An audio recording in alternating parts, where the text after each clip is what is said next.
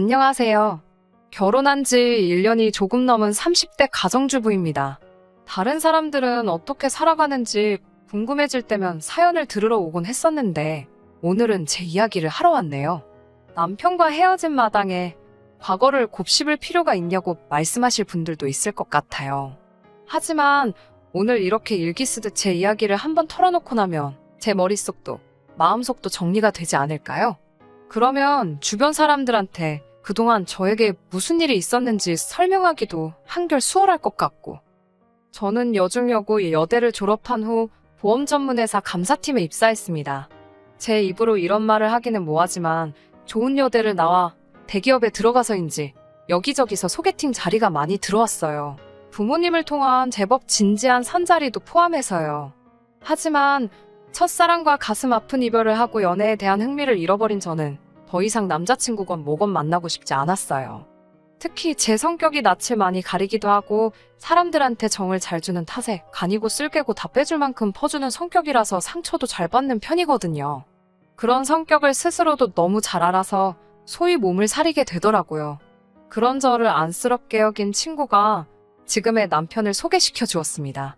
궁합도 안 봐도 된다는 4살 차이의 남편은 자상하고 다정한 성격을 가진 사람이었어요. 퍼주기 좋아하는 저와 양보하길 좋아하는 남편이 만나니 다른 연인들 간에 흔히 볼 수 있는 작은 말씨름조차 저희에게는 낯선 일이었습니다. 서로가 서로에게 늘 고마워하고 미안해하다 보니 주변 사람들 모두 천생연분이라고 저희를 불렀어요. 양가 부모님들도 서로 저렇게 좋아 죽는데 굳이 시간 끌 필요가 있겠냐며 하루빨리 결혼시키자는 이야기가 나오게 되었고요. 그렇게 저희는 사귄 지 2년 만에 사람들의 축복 속에서 부부의 연을 맺게 되었습니다. 하지만 부부의 연을 맺게 되면서도 제가 몰랐던 사실이 있었으니 그건 바로 도련님이었습니다. 정확히 말하자면 도련님의 존재는 알고 있었지만 단 한 번도 만나본 적이 없었어요. 남편과 사귀기 시작한 날부터 결혼식 당일까지도요. 처음 도련님의 존재에 대해서 알게 된 건 남편의 집에 놀러 갔을 때였습니다. 남편이 잠시 자리를 비운 사이 혼자서 방을 둘러보다 남편의 오래된 사진첩을 발견했어요. 남편이 어렸을 때 얼마나 귀여웠는지, 누구를 더 닮았는지 단순한 호기심의 사진 몇 장을 보게 되었고요. 사진첩에는 남편과 닮았지만 남편보다 좀 더 어린아이가 한 명 더 있었습니다. 방으로 돌아온 남편에게 누구냐고 물으니 동생이라고 짧게 대답하더군요. 그 전까지는 남편에게 남동생이 있다는 이야기를 듣지 못했기에 놀란 제가 그동안 왜 말 안 했냐고, 소개는 왜 안 시켜주냐고 물었습니다. 그러자 남편이 연락이 잘 안 된다며 말끝을 흐리더라고요. 저야 외동이라 잘 모르지만 친구들 중에도 우애가 좋은 경우도 있었고 아닌 경우도 있었으니 남편은 우애가 별로 안 좋은가, 그렇게 단순하게 생각했어요. 남편이 자세히 이야기하고 싶어 하지 않는 것 같았고요. 당시만 해도 결혼 이야기도 오가기 전이었기 때문에 굳이 꼬치꼬치 캐묻고 싶지는 않았습니다. 특히 가족 문제라면 제3자인 제가 구태여 알 필요는 없다고 생각했어요. 하지만 그 이후에도 시댁과 도련님 사이에 왕래가 없어도 너무 없다는 걸 눈치채고는 뭔가 이상하다고 생각했어요. 한 번은 제가 넌지시 도련님은 어떻게 지내고 계시냐는 식으로 이야기를 꺼내니 시부모님께선 그건 제 할 바가 아니라며 말을 딱 자르시기도 했고요. 남편도 계속해서 연락이 안 된다는 말뿐이었으니 그래도 솔직히 전 결혼식엔 나타날 거라고 생각했습니다. 하나뿐인 형의 결혼식이었으니까요. 하지만 도련님은 끝까지 그림자도 보이지 않았지요. 이쯤 되자 친정 부모님께서도 사돈 총각한테 무슨 일이 있는 거 아니냐며 걱정과 의심을 동시에 보이셨습니다. 저나 부모님이 절대로 호사가 타입은 아니에요. 하지만 혹시 장애나 무슨 큰 흉터 같은 게 있어서 남들 앞에 나서지를 못하는 건지 아니면 숨어 살아야 되는 어떤 이유가 있는 건지 별의별 생각을 다 하게 되더라고요. 그런 와중에 정말 뜻밖의 경로로 도련님의 행방을 알게 되었습니다.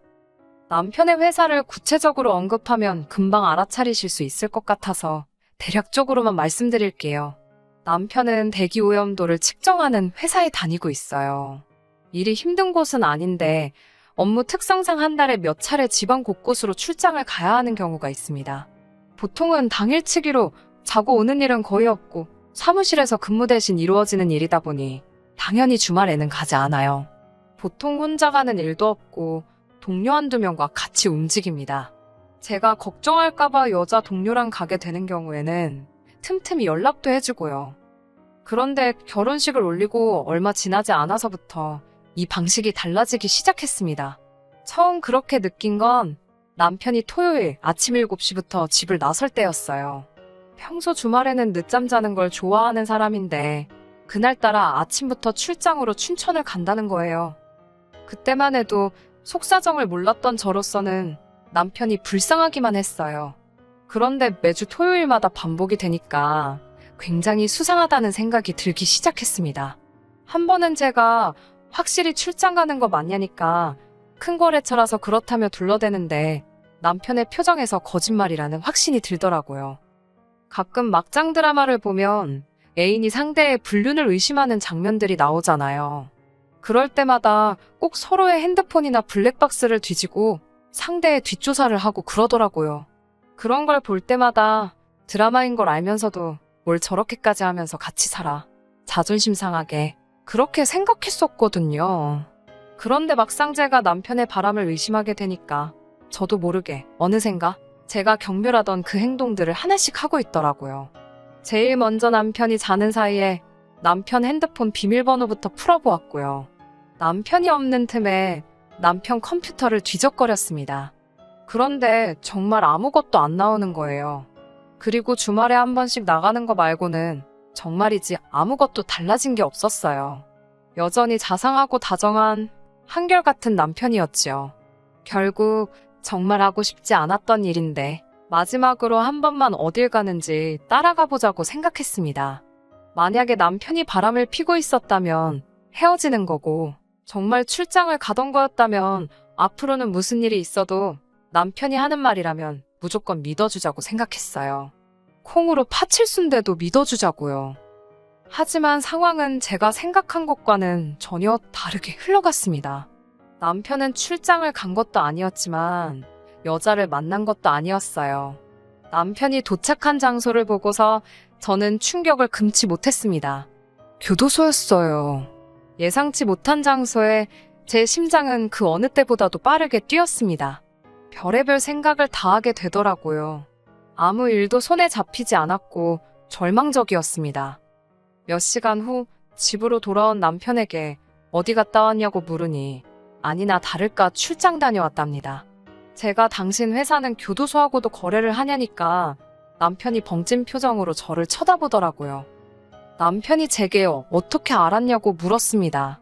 그게 중요하냐는 제 질문에 아니라며 그냥 다 미안하답니다.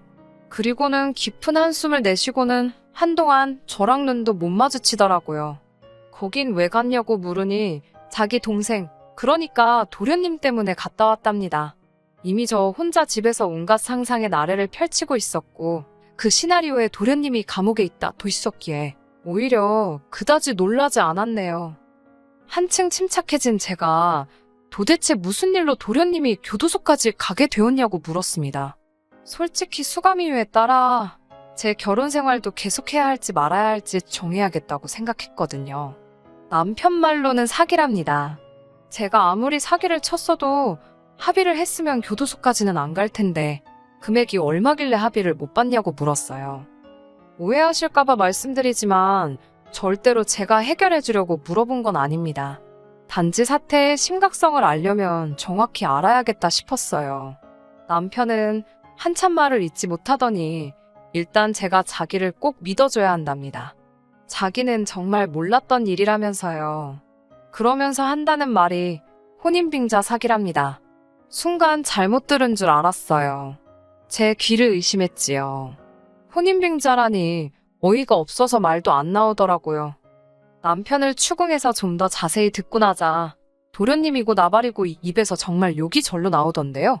처음에는 채팅에서 알게 된 여자한테 자기가 병원장 아들이라면서 결혼하자고 꼬셨답니다. 이후로 잠깐 쓰고 준다. 오다가 사고가 났다. 뭐 말도 안 되는 핑계로 자금 한 채 7천만 원이나 갖다 쓰고는 헤어지자고 했다나 봐요. 그러니 어느 여자가 눈이 안 돌아가겠어요. 그 여자와 부모가 도련님을 고소했고 그것 때문에 도련님은 이미 한번 복역을 했었답니다.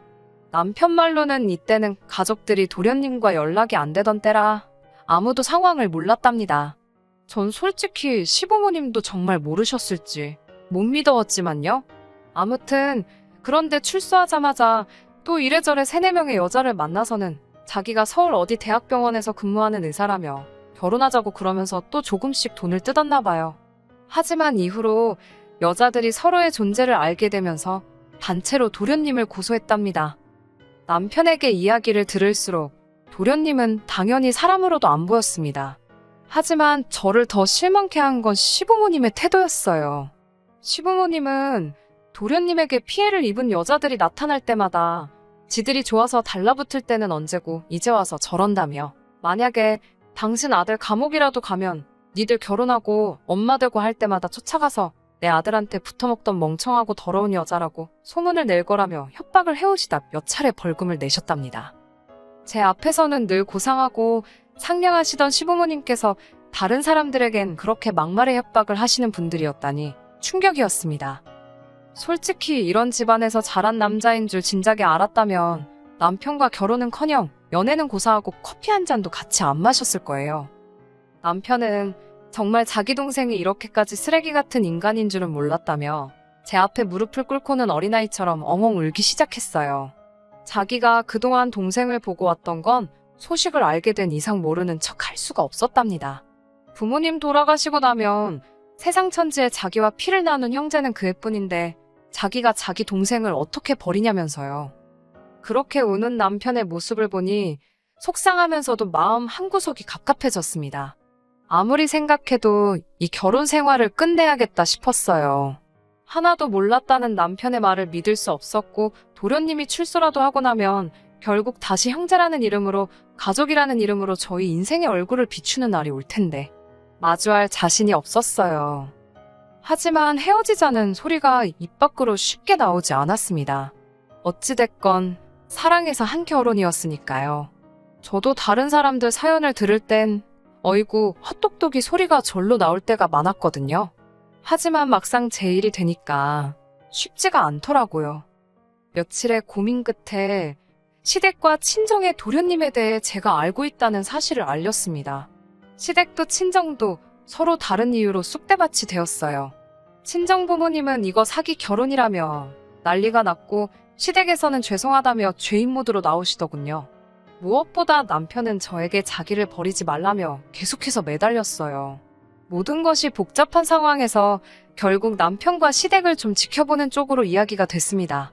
일단은 남편에게는 더 이상 비밀은 없어야 한다고 했고, 도련님과는 안 보고 사는 쪽으로 이야기를 마무리했습니다. 다행히 남편도 동의했고 약속을 잘 지켜주었어요. 덕분에 이후로 약 반년 가까이 저희 부부는 큰 다툼 없이 결혼 생활을 이어갈 수 있었고요. 하지만 이런 저희의 결혼 생활은 결국 어머님 아버님 때문에 종지부를 찍고 말았습니다. 어머님 아버님이 말도 안 되는 욕심만 부리지 않으셨으면 적어도 두 아들 중 한 아들은 남들처럼 평범한, 어쩌면 남들보다 더 행복한 가정을 꾸리고 보란듯이 잘 살 수도 있었을 거예요. 도련님 일로 인하여 어머님 아버님이 어떤 분들인지 어느 정도 파악을 하게 된 저는 그 이후로 두 분께 약간의 거리를 두고 생활하고 있었습니다. 비록 시부모님이 저에게는 잘해주셨을지언정 그분들이 실제로는 수준 낮은 언행을 일삼으시는 분들이라는 걸 알게 된 이후로는 예전처럼 살가운 며느리 노릇을 하기가 어렵더라고요. 그러다 하루는 어머님께서 퇴근 후 집으로 오라고 연락을 해오셨습니다. 살면서 며느리 노릇을 한 번이라도 해보신 분들은 아시지 않나요? 보통 시어머니께서 전화하셔서 가타부타 설명 없이 퇴근 후에 오라고 하면 별로 좋은 얘기는 아니라는 거? 저도 딱 알았지요. 뭔가 싫은 소리를 하려고 하시는구나.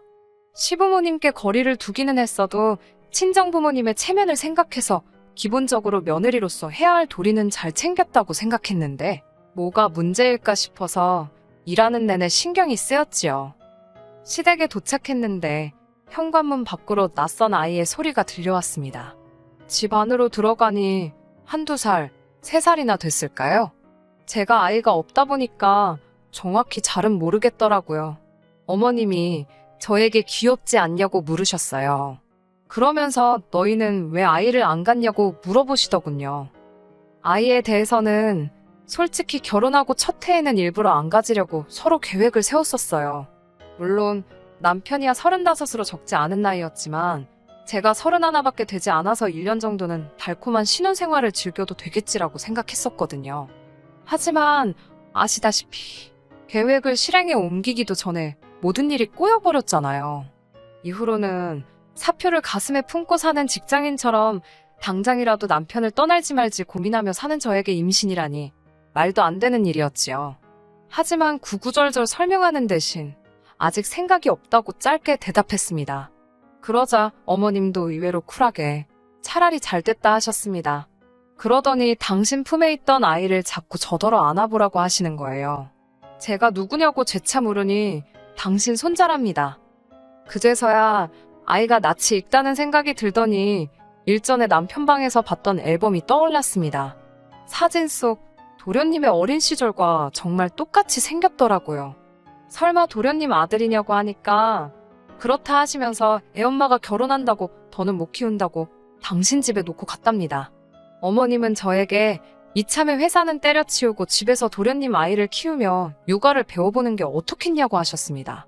어차피 언젠가는 저도 아이를 낳을 건데 도움이 되지 않겠냐면서요. 그리고 도련님도 출소했을 때 지영수가 지 아들 키워준 거 보면 정신 차리고 새 사람 되지 않겠냐고요. 저는 어이가 없어서 그러면 어머님이 키우시는 게 더 효과적이지 않겠냐고 물었습니다. 할머니가 손자를 키워주셔야 더 감동적이라서 도련님이 개과천선하지 않겠냐고요.